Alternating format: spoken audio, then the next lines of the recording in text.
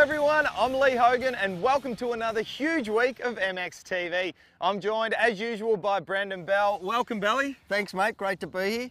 Now, I hear you've had a rather hectic week this week. I certainly have, mate. I was lucky enough to head up to the KTM EXC launch, which we'll have a look at in a minute, but I'm looking forward to another great show, Lee. Mate, so you should. It's going to be a cracker.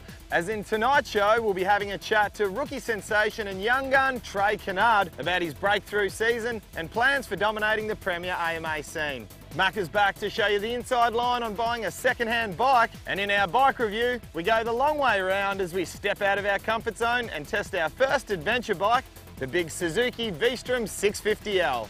All this and more, Belly. Well, now it's time to take a look at that KTM EXC launch. Now, from what I've heard, it was a pretty good event. It certainly was, mate. Now, KTM always raise a bar when it comes to bike launches, and this was no exception. Now, I was looking forward to riding the 350 EXC F because we're giving one away on the MXTV competition. But, mate, I could not wait to get my hands on that 350. I wanted to really wring its neck. Well, understandably. Well, why don't we take a little bit of a look?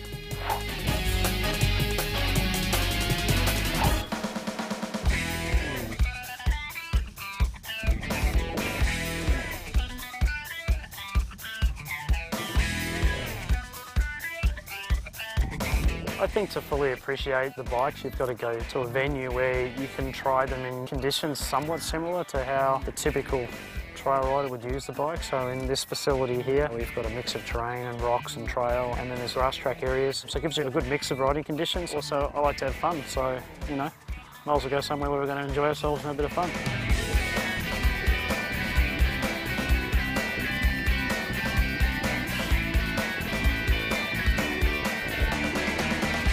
First thing that people will see when they look at the bikes is the new bodywork and the new chassis. One of the big things is to actually isolate the shock forces from the backbone of the frame.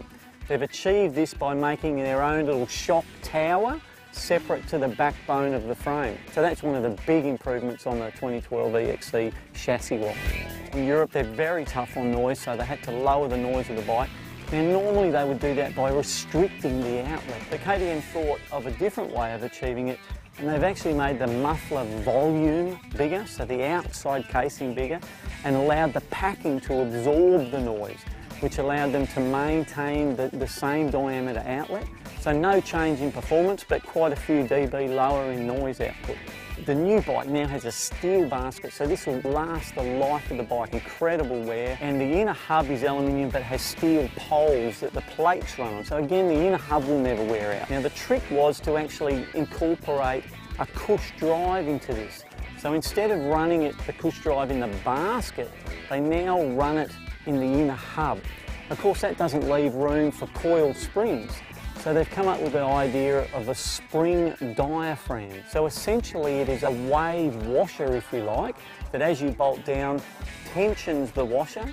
The beauty of this is that when you pull the clutch in, the clutch gets lighter as it comes to your hand and heavier as it goes out to the extension. The other thing is as the clutch plates wear, it remains tension on the plates all the time. So there's no slippage when the plates start wearing out. It's actually simpler. It's very good, very good. So it was all designed to simplify the bike. As an enduro motor, they've lowered the RPM limit, they've lowered the compression ratio so that you can run 98, 95 octane fuel in it. And really that 1000 RPM, it's amazing how much stress it takes away from the motor. So it's a real performance motor, but they've really thought about the reliability and durability, and they've lowered the RPM, lowered the compression ratio, and put in a very good filtration system. So the service intervals will be very similar to your normal EXC enduro bike. You know, it's a very high performing engine for its capacity, so it should suit a real broad range of riders, you know, definitely. I think someone that weighs around 80, 85 kilos, the bike's perfect for. I think the bike really shines in the tight stuff. The lightness of the bike turning in the tight terrain is awesome, especially like in off-camber corners, and when the trail gets a bit greasy, the traction's unbelievable.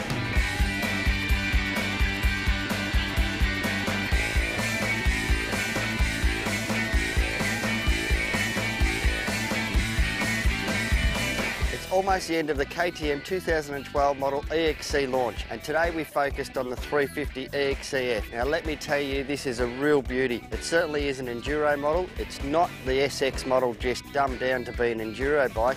This is an enduro purpose bike. It comes standard with some great Renthal grips and Renthal bars. Comes with the motocross gas, and I really like that setup. Now, a few other little things that it comes with is it's got a hand grip at the back just to be able to move the bike around. EFI doesn't come with a fuel tap, but KTM have come up with a great idea with a little drain plug right at the bottom of the fuel tank there that you can undo and get a bit of fuel out, so you can help your mate if it runs out of fuel. I really enjoy the power of the EXC 350F. I normally ride 250s, and this bike really has a great smooth power range all the way through, and it's a little bit punchier than a 250, which makes it a little bit more exciting and a bit more enjoyable to ride. It turns very, very well, it tracks very, very well, and with the smooth power on it, you have no problems at all getting around the bush on it. Overall, I really enjoyed myself today. I had a ball on the KTM 350 EXC F. If you're somebody that rides in the bush on a 450 and gets tired at the end of the day, have a look at one of these. If you ride a 250 in the bush and you want a bit more power, have a look at one of these. What more can I say about it? But it's a great bike. Go out and test it today. Yeah, big thanks to Belly and the KTM crew there. And now you know a little bit more about the KTM 350 EXC. Let's see how you can win one. This year on MXTV, thanks to KTM and bikesales.com.au, you get the chance to be one of the first people in the world to win a revolutionary new KTM 350 EXC F. The bike that's ready to turn the enduro world upside down. The revolutionary new 350 EXC F is brand spanking new and one of the most anticipated releases ever in the enduro world. With a lightweight chrome moly chassis, modern bodywork and a new PDS rear suspension, combined with the compact and powerful new 350 EXC F engine, this bike is the ultimate for any real enduro enthusiast. The prize also comes with a complete set of riding gear from Fox Clothing, a handy Kinchrome dirt bike toolkit, and a fantastic oil package from our friends at Motul. It's an unbelievable prize valued at nearly 14 grand, and it couldn't be easier to enter. All you have to do is go to www.bikesales.com.au, click the MXTV competition banner, enter your details, and you're in the running. The winner will be announced in our final show of the series. But keep watching the show each week to find out how you can win. So what are you waiting for? Head to the bikesales.com.au website, get your entry in, and you could be riding away with this truly incredible prize. It's a massive competition, and we've only got a few weeks before we announce our big winner, so make sure you get your entries in. All right, well, it's time for our first break here on MXTV. We'll see you right after this.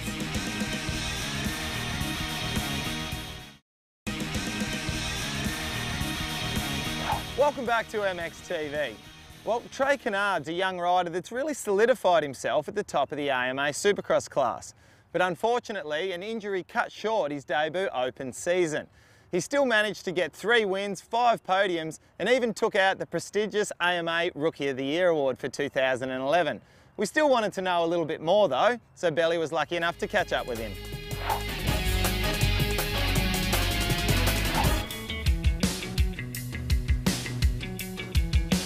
Trey, welcome to MXTV, buddy. How's it going? It's been awesome. It's just awesome to be here in the Honda Semi, and man, it's been a great year so far. So my first year as a 450 rider, just hopefully we can continue to have some good races. Still only a young fella, really. You know, only just not too many years ago you were racing amateurs. What's it like to be up with the big rigs and really on a big bike very early too? Yeah, this last few years of being a professional has just flown by. I seem like it should still be racing in 85.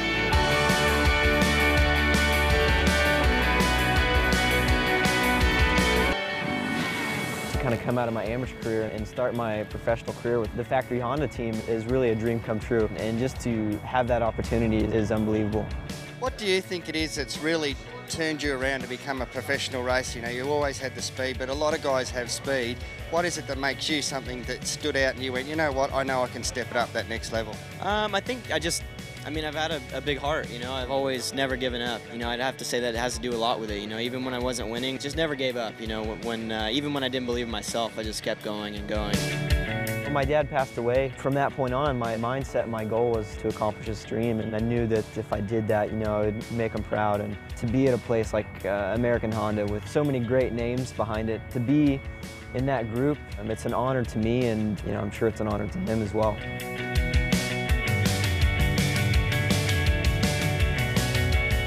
The team has just been a huge advantage for myself, you know, to have their resources with Japan and just the experience that they've had for the last 20 years has been just a huge privilege to have. The first test, I was actually late by about 45 minutes. I got there and I forgot my boots, so I had to drive back and then come back. So I was a little bummed out on that, but they've been great, and it's been a privilege ever since. Well, when you ride as fast as you, it all gets washed over. I don't know about that. You can't excuse that.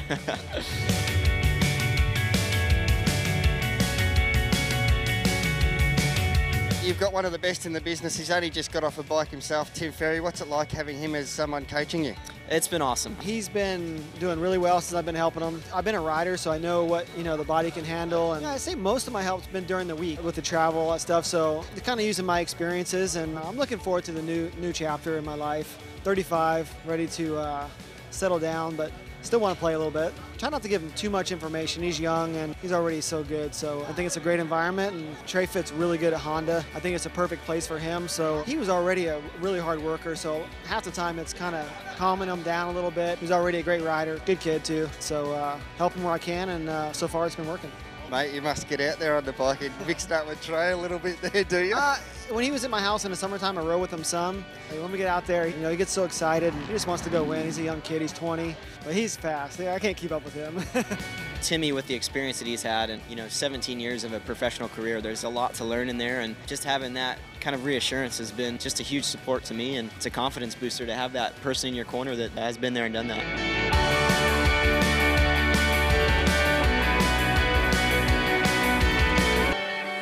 Supercross for me it's a blast. It's something you can do and very challenging. It takes a lot of skill, whereas motocross, it's a lot of grunt work and kind of survival of the fittest work. You know, Supercross, it's a finesse sport. You know, you make the least of mistakes and have the right timing, and you got to have cool style. And you know, look back on guys like Jeremy McGrath. He was the first guy I really watched, and it was fun to watch him because he was flashy and whipped the bike around and just made it look good. And for me to be a part of American Honda, it's unbelievable. You know, I grew up and I was watching Jeremy McGrath and his dominant career on a Honda, and to know that this is the same team and, you know, a lot of the same surroundings, for me that's just a dream come true. I mean, just to be kind of in that same environment.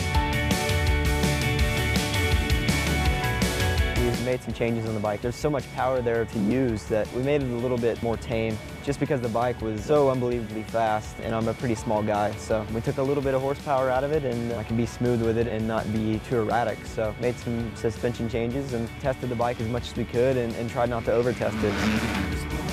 Yeah, I don't know if we even go that much faster anymore, but I think that, yeah, I have a kind of a reputation for being a nice guy, and also on the track I have a reputation for kind of being, I don't want to say rough, but kind of doing what it takes to be in the front. So, you know, for me, getting ready for that and kind of having to switch gears, it's something that I've had to learn for sure. Kind of have to separate the racing from the fan side of things. You know, you got to really take care of the people that take care of you. So no matter what happens on the track, you kind of got to turn it off and, you know, put a smile on whether you want to or not. And I think most of all, I'm just a pretty real guy. You know, I try to be nice to everyone, and I think that, you know, hopefully that shows. And as well, when I come into the track, I try to be real there too. You know, I try not to put on a face or put on a front. You know, I try to be what I am and nothing less. Well, mate, thank you very much for joining us. It's been an absolute pleasure. Thank you very much. Yeah, thanks to Trey there. He's a great rider and somebody that's got a bright future in our sport. Okay, now although Macca might not have as much chance as winning an AMA championship, he does know something about buying second-hand bikes, and that's exactly what he's going to be talking to us about in our next segment. Regular viewers of MXTV will know a couple of weeks ago we showed you what to do when selling a second-hand bike. With the cash we got from selling the bike, this week we thought we would buy a bike and in the process show you some little tips and tricks when you purchase your next bike. When buying a bike, the first thing you want to do is obviously choose which bike to buy. There are literally thousands of options available, but what you buy is obviously dictated by one or a few of the following. First, your budget. Naturally, this is different for everyone, But like buying anything, you need to know what you can spend. Unless you're a collector, the second thing you need to do when buying a bike is to ensure you choose one that is suited both to your riding ability and the type of riding you do, whether that's basic trail riding, racing, or whatever else you have in mind. Once you've figured out which bike you want, all you have to do is find it. And there's lots of options out there, but we recommend the internet, bikesales.com.au. The site is Australia's #1 for a reason and offers plenty of benefits for anyone looking to bag a bargain. There are lots of reasons to use the bikesales.com.au website. Probably one of the key ones is we have the most bikes available for sale. We have tens of thousands of bikes available, and one of the great things is you can search for the exact bike you want. So if you're looking for a particular make and model, you can search that way. If you're looking for enduro bikes, you can search that way. If you're after motocross bikes, you can just find motocross bikes. We make it very simple for you to find the bike that you're after. For those who are looking after a second-hand bike, the main search engine on the bikesales.com.au website provides two key ways for you to find that bike that you're after. The first way is you can search by make, model and year, or a combination of the three, and that will take you straight to a listing of bikes that match that. The alternative is that you can just search for off-road bikes. Then on the subsequent pages you can further search just for motocross or just for enduro, or even for those kids' bikes. So we have a section for the little ones, you know, the Pee-wee 50s and the 80s, etc. So it makes it very easy for you to find that second-hand bike that you're after. If you've searched for bikes but you've decided that there's two or three that you're really interested in, what bikesales.com.au allows you to do is to select those three bikes, hit the compare, and it actually puts the three bikes side by side and lines all of the features up. So it's very easy to compare on one page the three bikes that you're interested in. Makes the final choice of which of those bikes you're going to inquire on a very simple process. When you've found a couple of bikes that you're interested in, I suggest that you jump onto the valuation tool on bikesales.com.au. It's powered by Redbook, and what it allows you to do is select the make, the model and the year, and it will provide you with an estimate or a guide in terms of that bike's trade-in price, but also what the bike was new. As bike sales, we constantly are on the lookout for potential scammers who are placing ads. There are not many ads, if any, that get through our fraud protection system. Unfortunately, there are potential scammers out there. So on bikesales.com.au, we've built a dedicated help centre. On that site, we have a range of hints and tips for buyers on things that they should be doing or looking out for when they're going through the buying process. And we've put a lot of effort in, and we continue to add functionality and features to that on a regular basis.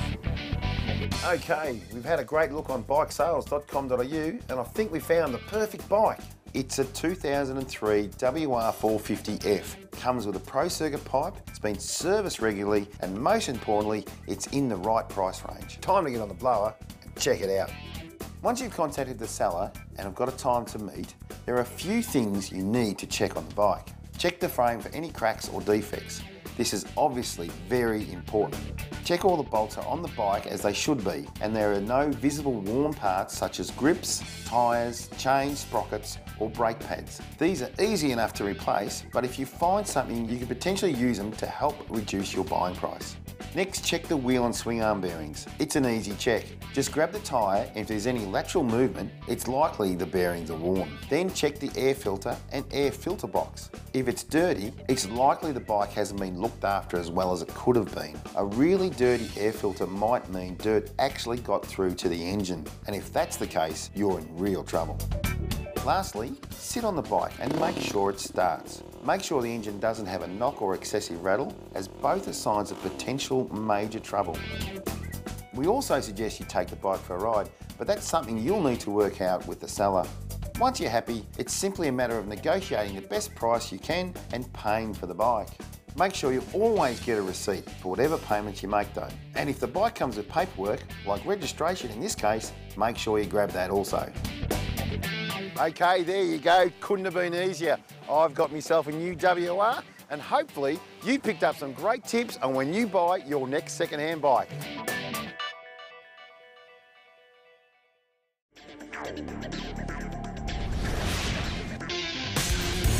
This week, we take a look at Honda's CRF racing branded pivot pegs. Now, we all know Honda are well known for their quality products. So when they joined forces with Pivot Pegs, the world's #1 high-performance pivoting foot pegs, we knew they had to be top-notch. Used by literally thousands of riders around the world at an incredible 60mm wide, the Honda CRF racing pivot pegs are the widest production foot peg available on the market. They're also the world's only spring-loaded, self-centering, pivoting foot peg and have a unique and patented, race-proven, precisely tuned, spring-loaded pivoting action that actively tracks with the motion of the rider's feet. So the CRF Racing pivot pegs not only improve your grip, comfort and bike control, but also improve bike feel, making braking and shifting gears easier, actively promote correct riding technique and even reduce fatigue. The Honda CRF Racing pivot pegs are fully adjustable, both for height and pivot range, and are precision built and made in Australia, so you know they're built to last. To get your hands on these fantastic Honda CRF Racing branded foot pegs, just go to the Honda website. Yeah, some very trick foot pegs there from Honda, that's for sure. Now, welcome back to MXTV. Now, Belly, before we went to the break, I think we're a little bit tough on Macca there. I don't know, do you reckon if we put a little bit of training in, we might be able to get him back up to race trim? No, he could still live the dream. We'll just wait and see. I suppose I was a little bit harsh on you there, Macca. Sorry, buddy. All right, mate, well, it's time for our bike review this week. Now, Cam's still away interstate, so I get to ride. You get to see my form this time. Let's check it out. This week, in a bit of a change from the norm, we take a look at the big Suzuki V-Strom 650. The Suzuki V-Strom 650 is a go-anywhere sport enduro tourer equipped with a state-of-the-art fuel-injected 645cc liquid-cooled double overhead cam 90-degree V-twin engine that delivers smooth throttle response and masses of torque across a broad RPM range. The twin-spar aluminium alloy frame and swing arm provide smooth handling with balanced rigidity, and the relaxed riding position, wind-deflecting adjustable windscreen, long travel suspension and a 22-litre long-range fuel tank mean the Suzuki V-Strom 650 is the perfect choice for riders seeking a multi-purpose machine as capable on the streets as it is on outback roads. The 2011 models of Suzuki's dual-purpose V-Strom 650 and ABS-equipped V-Strom 650A are available in Australia now. And for a competitive quote on your fire and theft insurance, contact QBE Insurance, the motorcycle insurance specialists. Okay, let's see how the boys fared on the bitumen. Well, the bad news for you guys out there is Cam's away for another week. Good news for me is I get to do bike reviews again. I'm wrapped. Today we've got the Suzuki V-Strom. It's a touring bike, probably not one of the bikes that we've done before on the show. I've had a couple of goes on tourers and I find them pretty good fun. I got to say first up, I don't ride a lot of tourers, and you have to be aware that looks can be very deceiving in this situation. It looks big, bulky and heavy, and it's just not. Fantastic riding position, super soft seat. It was actually a pleasure to ride. Look, I agree with Jamie too. It does look quite heavy and it does feel quite heavy off the stand, but once you're actually riding it, the weight distribution's quite easy, and I found it easy to turn and very comfortable to ride at speed. It's a 650 V-twin, you know, it's got more power than you can poke a stick at, really. It cruises on 100, fuel efficient. One of the big things I found, looking down through the windscreen, distorts your view, but I wouldn't imagine that's a big problem. Once you're travelling, the windscreen does a reasonably good job. If you really want to take this bike off-road to maybe a bit of single track riding, there's a few things that you'd want to do to it.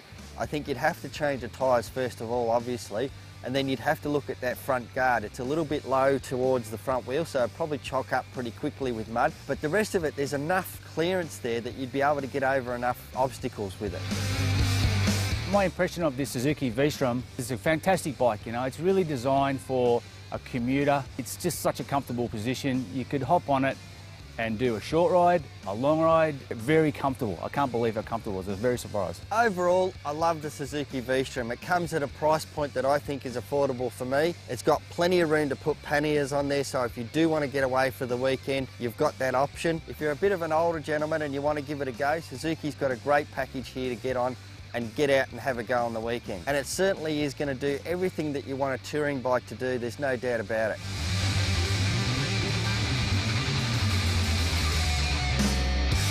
Great work from you there, Belly, but it's almost time to go. 6 shows in. I cannot believe how fast this season's going. Me neither, mate, I tell you what. But of course, next week we've got another big show for you. And remember, if you've missed any episodes, just go to our website, mxtv.com.au. We've got heaps of great stuff on there, Lee, haven't we? Great advice, mate. I think I might get on and have a look right now. All right, well, that's all we've got time for this week on MXTV. On behalf of Brendan Bell, myself, Lee Hogan, and the whole MXTV crew, thanks for tuning in. Until next week, Hold it on.